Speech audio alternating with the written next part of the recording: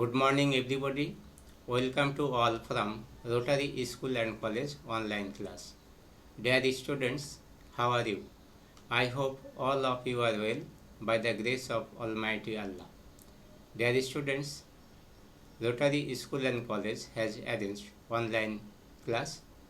You must stay with this class from the beginning to the end. Dear students, before starting class, let me introduce myself. I am S.M. Hassan Habib, Senior Teacher English, Rotary School and College, Dhaka. Dear students, today I am going to explain about speech or narration from English second paper for class 9 and 10.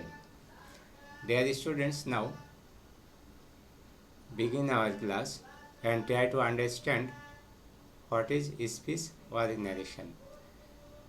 Dear students, from this class, what you will learn? You will learn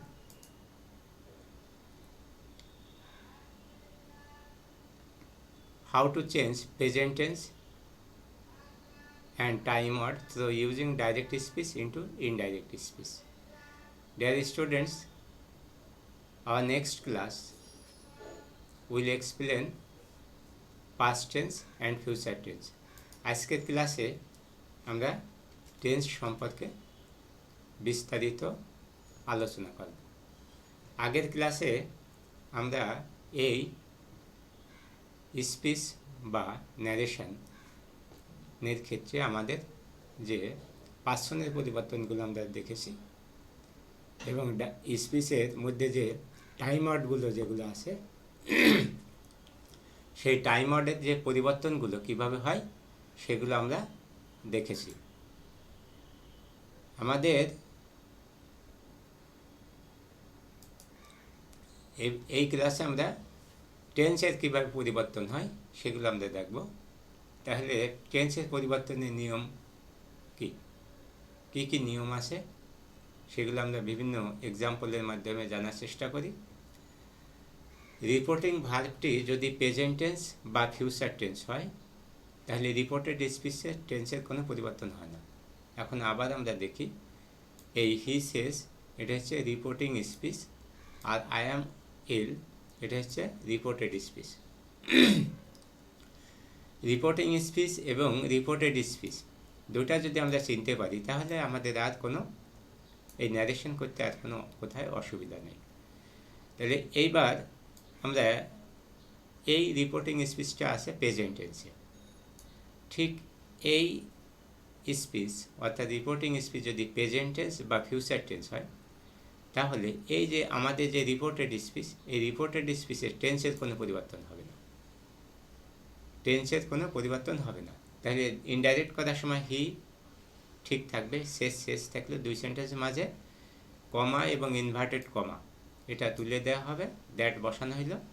আমরা আগের ক্লাসে পার্সনের পরিবর্তন আমরা দেখেছি, যদি I থাকে first person যদি থাকে তাহলে সাবজেক্টের উপর নির্ভর, কোন সাবজেক্টের উপরে? রিপোর্টিং স্পিচের সাবজেক্টের উপরে হি আছে, হি পরিবর্তন হয়ে এখানে হি হয়েছে।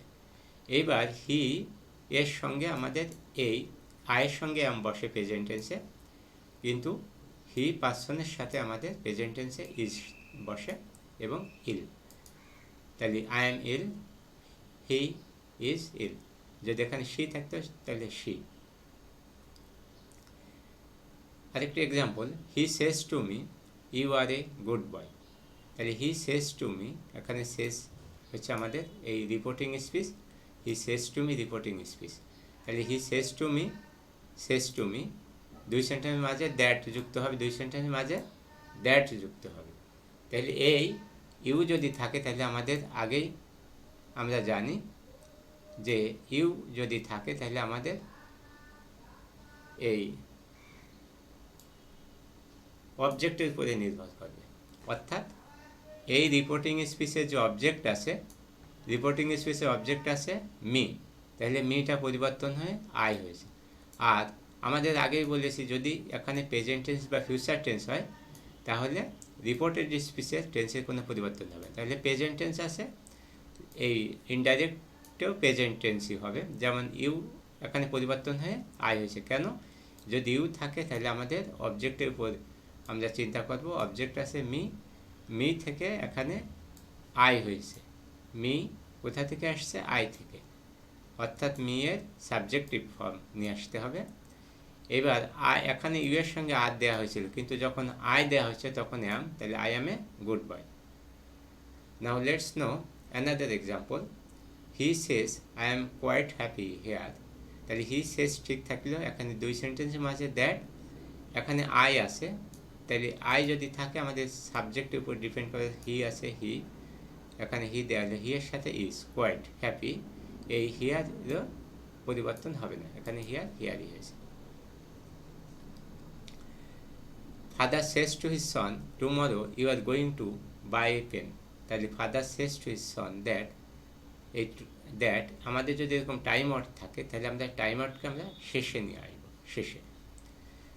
এখানে দুই সেন্টেন্সের মাঝে দ্যাট যুক্ত, ইনভার্টেড কমা উঠে যাওয়ার পরে এই ইউ আছে, ইউটা হচ্ছে হিজ সন, হিজ সন মানে হি, যদি হিজ ডটার হইতো তাহলে শি, তাহলে হি হলো হি এর, এখানে ইউ এর সাথে আর হয়েছে কিন্তু হি এর সাথে ইজ হবে। গোয়িং টু বাই, তারপর going to by pen.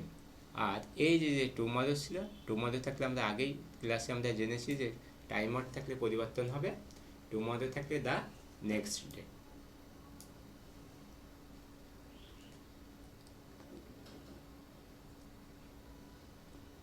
You say he is a good boy, তাহলে ইউ সে দ্যাট এই হি is a good boy.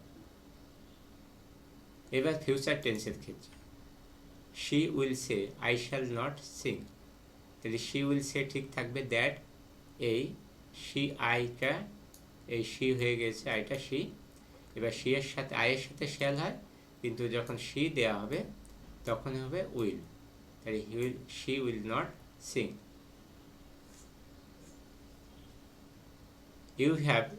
You have said I am ready, তাহলে এটাও কোন tense? Present tense, present perfect tense কিন্তু এটা। তাহলে you have said that, দুই সেন্টেন্সের মাঝে দ্যাট কমা উঠে যাবে, ইনভার্টেড কমা উঠে আই আসে, আইটা তাহলে পরিবর্তন হয়ে ইউ হয়ে যাবে, সাবজেক্টের উপর ডিপেন্ড করবে ইউ, আইয়ের সঙ্গে এখানে অ্যাম ছিল কিন্তু যখন ইউ ব্যবহার করবে তখন আর হবে, তাহলে ইউ আর রেডি। এবার রিপোর্টিং ভার্বটি যদি পাস্ট টেন্সে থাকে, যদি পাস্ট টেন্সে যদি থাকে তখনই কেবল রিপোর্টেড স্পিচে ভার্বের টেন্সের পরিবর্তন হবে। রিপোর্টেড স্পিচের ভার্বের টেন্স কিভাবে পরিবর্তিত হয় তা আমরা এখন আস্তে আস্তে জানব। এই ডাইরেক্ট স্পিচের ক্ষেত্রে, অর্থাৎ ডাইরেক্ট স্পিচের সেন্টেন্সের মধ্যে যদি প্রেজেন্ট ইনডিফিনিট টেন্স, আমরা প্রেজেন্ট ইনডিফিনিট টেন্স কি আমরা জানি যে কি আমাদের কি থাকবে, প্রথমে একটা সাবজেক্ট থাকবে, এরপর ভার্ব থাকবে, ভার্ব থাকবে যদি থার্ড পারসন সিঙ্গুলার নাম্বার হয় তাহলে এস অথবা ইএস যুক্ত থাকতে পারে, এরপরে বাকি অংশ। আমরা এখানে শুধু ভার্ব থাকতে পারে, ভার্বের সাথে এস যুক্ত হতে পারে বা ইএস যুক্ত পারে এবং অতিরিক্ত অংশ, অর্থাৎ সেটাকে আমরা সংক্ষেপে এই যদি এরকম যদি থাকে ডু বা ডাস, তখন আমরা এই ডু বা ডাসটা ডিডে পরিণত করবো, অর্থাৎ এই ভার্বের পাস্ট। আমরা জানি যে এখানে প্রেজেন্ট টেন্স থাকলে পাস্ট টেন্স হবে। যদি এখানে ঠিক একইভাবে যদি এরকম থাকতো, যদি ওই গো থাকতো, গো যদি থাকতো তাহলে আমরা সেখানে কি ওয়েন্ট, গো থাকলে যদি আমাদের গো থাকে, এখানে আমাদের যদি গো ভার্ব থাকে গো, তাহলে এখানে আমাদের যখন ইনডাইরেক্ট করবো ওয়েন্ট হয়ে যাবে।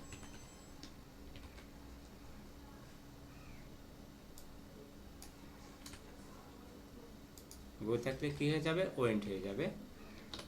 গো ভার্ব থাকলে ওয়েন্ট হয়ে যাবে, এই ওয়েন্ট হয়ে যাবে। যদি আরেকটু লিখি, যদি রাইট থাকে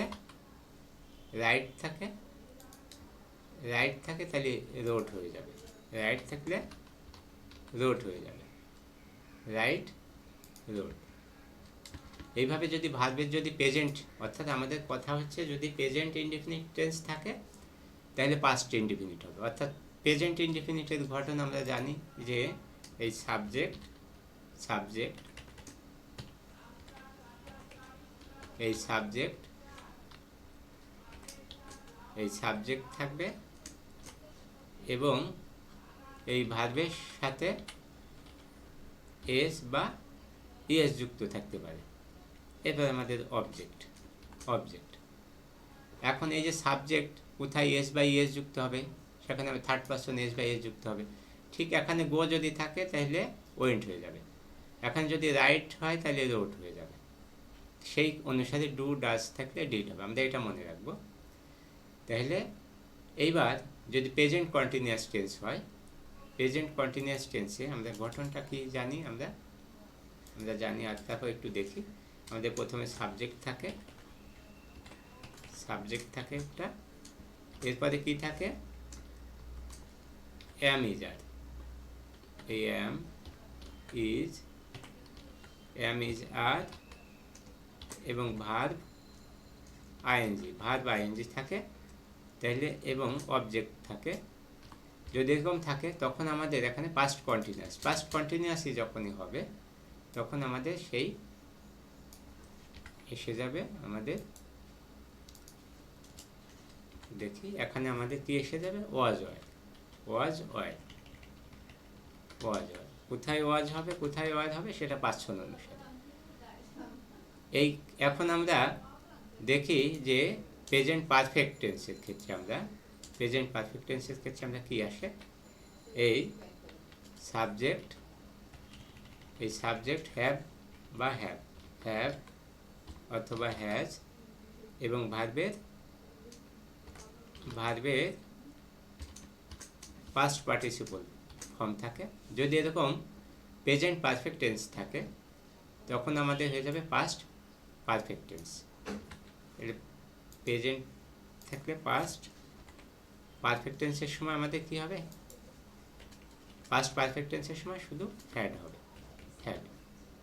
এবং প্রেজেন্ট পারফেক্ট কন্টিনিউয়াস টেন্স যদি হয়, প্রেজেন্ট পারফেক্ট কন্টিনিউয়াস টেন্সের ক্ষেত্রে আমাদের এই হ্যাভ বিন, হ্যাজ বিন এবং ভার্বের সঙ্গে আইএনজি যুক্ত করতে হবে। আমরা দেখি যে আমাদের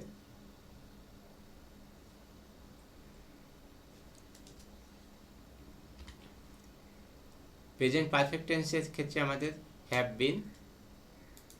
বিন এবং has been present perfect continuous tense এবং ভার্বের সঙ্গে আইএনজি যুক্ত।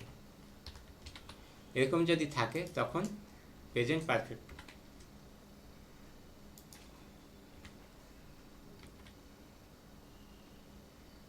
তাহলে পাস্ট পারফেক্ট কন্টিনিউয়াস টেন্সে নিয়ে আসবো আমরা সেই। এখানে তাহলে আমাদের কি হবে, হ্যাড বিন, শুধু had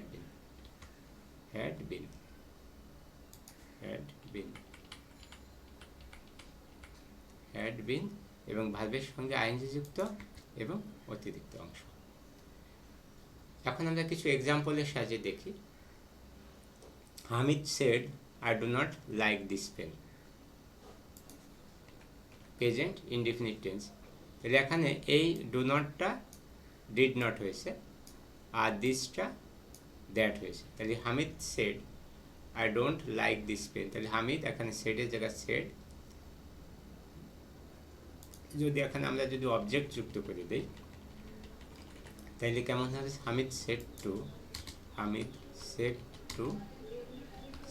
to Rana, Hamid said to Rana, তাহলে হামিদ